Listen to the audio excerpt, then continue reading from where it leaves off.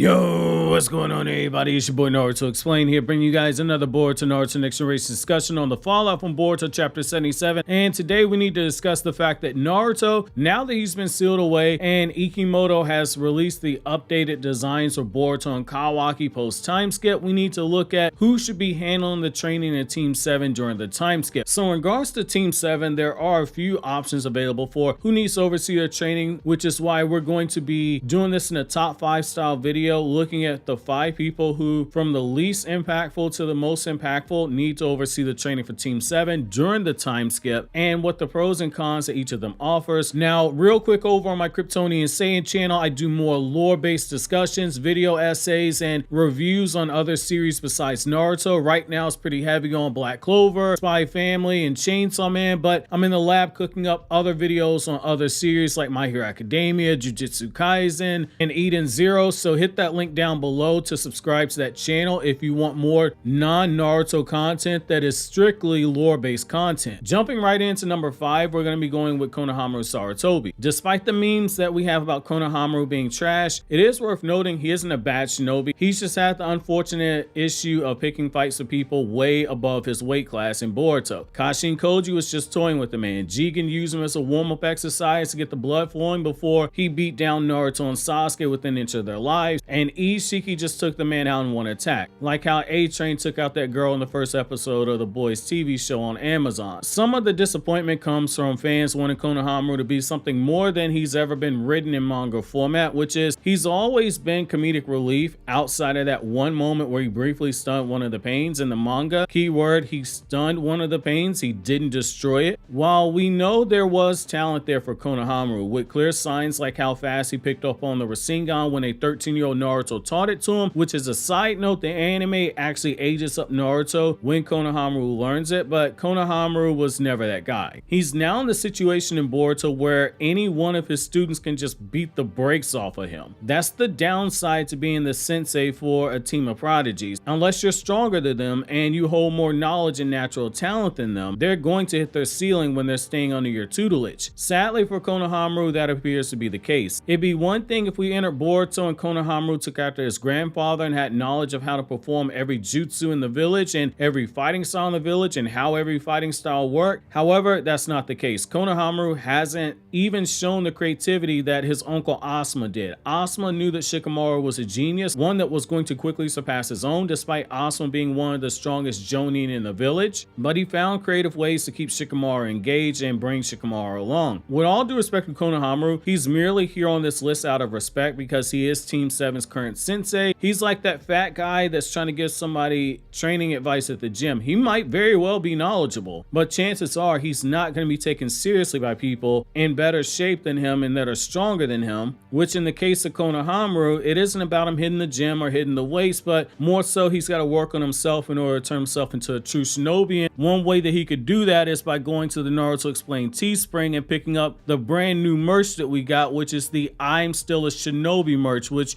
you should be seeing on the screen right now. I got a 10% promo code in the description box for anyone who wants to cop some of that merch. Now, coming in at number 4, we're going to be going with another long shot, but one I do think has some benefits to it, which is Delta taking over the training of at least Sarada and Mitsuki while Boruto trains at Sasuke, assuming that Sasuke's still alive, that is. Delta being used to train Sarada and Mitsuki, it has its disadvantages as well as its advantages because this is a stronger version of Delta than the one who kept up with suppressed six-pass Naruto. Delta overseeing their training comes with the benefit of she isn't going to be likely to pull punches against Sarada and Mitsuki like those who might be concerned for their well-being. She's going to force them to level up, very likely through methods that she used on Kawaki, who we know when he wasn't training with Jigen, he was training with Delta, which makes a lot of sense given that Kawaki and Delta have the same ninja tech inside of their bodies as well as code. But placing Sarada and Mitsuki in a constant life or death battle against someone as strong as Delta is going to force them to break through the limits. If you can get their base power levels up to the same level as Delta or perhaps even stronger, it makes the amps that comes from Sage power or Sarada getting the Mangekyo pay a lot more dividends because of a because a transformational evolution is only going to pay off as much as the multiplier is, but most importantly, how strong the base is, the more of an impact the multiplier is going to have. For instance, if Sasuke awakened the Mangekyo Sharingan in the Forest of Death, cause say Orochimaru killed Sakura, it doesn't make him anywhere near as strong as he was when he fought Killer Bee. That Mangekyo wouldn't even put him on the same level as the Sasuke who fought Itachi,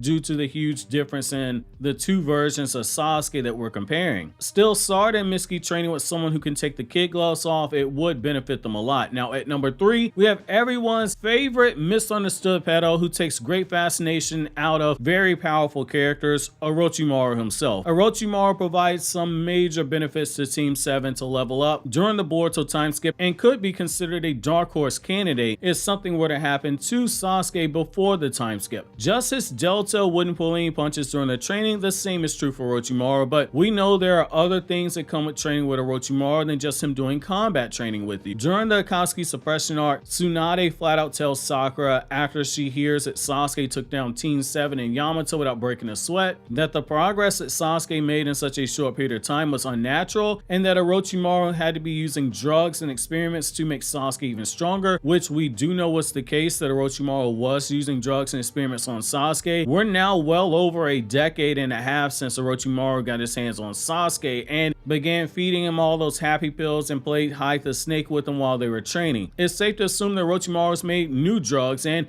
when you add in the increase in technology in the ninja world and our confirmation from all 3 formats of the story post Naruto, which are the manga, the anime, and the light novels, Orochimaru has increased his usage of science in this Boruto era. Orochimaru might be the one who can bring out their true power, especially in the case of Boruto, since we have that line from way back that Orochimaru had began looking into the Otsutsuki and believed that the Byakugo seal had origins to the Otsutsuki. So it is something to keep your eyes on if he's able to get his hands on the Team 7. He's got experience taking an Uchiha pup and turning it into a monster. Mitsuki is his own clone, so he knows exactly how far he can push his limits. And with Boruto wouldn't be the first Uzumaki that he poked a few things into. The possibility of Orochimaru working with Team 7 to help them develop new jutsu, like how the Ninja Tech Department used science to assist both Kakashi and Sasuke with making new jutsu, using science as a guide in the form of Sasuke's Lorentz gun that amps up the destructive force of a weapon that's being thrown as a projectile when combined with lightning release to keep it afloat and spinning simultaneously before launching it off. Or Kakashi, where he used his chakra to simultaneously heat up a mud wall instantaneously to change the property of the mud wall into glass to become an insulator for the lightning release that was aimed at the mud wall, something that was only deemed possible in theory due to the chakra control required for the large amounts of chakra needed to change the property mid-jutsu. Orochimaru can take a look at all their ninjutsu and find ways to help them improve their jutsu. The only real danger to Orochimaru taking them under his wing is that he might revert back to some of the more questionable methods and might have them ingest some questionable things along the way. Coming in at number 2, we're going to be going with Kakashi. Now for this one, there are some legit points to be made about Kakashi taking time to train Team 7. While I do think he's going to be the one that steps back in to be Hokage while Naruto's sealed away, he wouldn't be the first acting Hokage to take on the training of someone if this is the case. Tsunade trained Sakura for the 2.5-year time skip, and Hiruzen trained the legendary Sani when he was Hokage. The benefit to having a team of prodigies such as this is that he's basically only got to do what he did with Boruto and what Sasuke did with Boruto, which is oversee the initial part of their training, then leave them to their own devices, then check back in from time to time to see their progress and drop breadcrumbs for them to make their own corrections. This isn't the same as when he had to train Naruto and watch over every step of the way. Not only was Naruto a bit intellectually challenged, but he needed to be taught in a different way, because while Jiraiya spent 2.5 years reteaching Naruto the basics, he was a little slow to pick up on things, and when you got too detailed, it made Naruto's brain short circuit. But once Kakashi found a way to dumb everything down for Naruto, basically a hooked on phonics version of whatever explanation he gave, Naruto made a lot of strides. Boruto has already shown that just a few days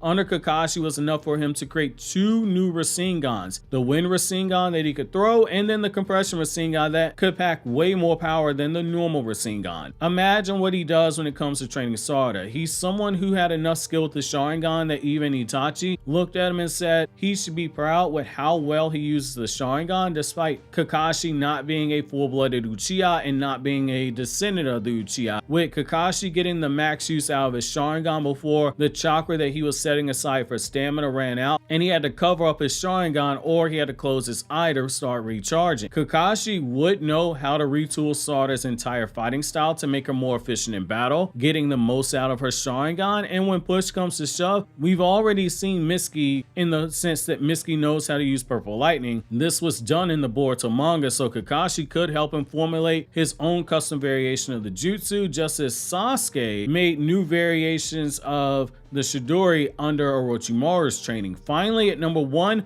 assuming Sasuke isn't dead before the time skip, we have Sasuke Uchiha.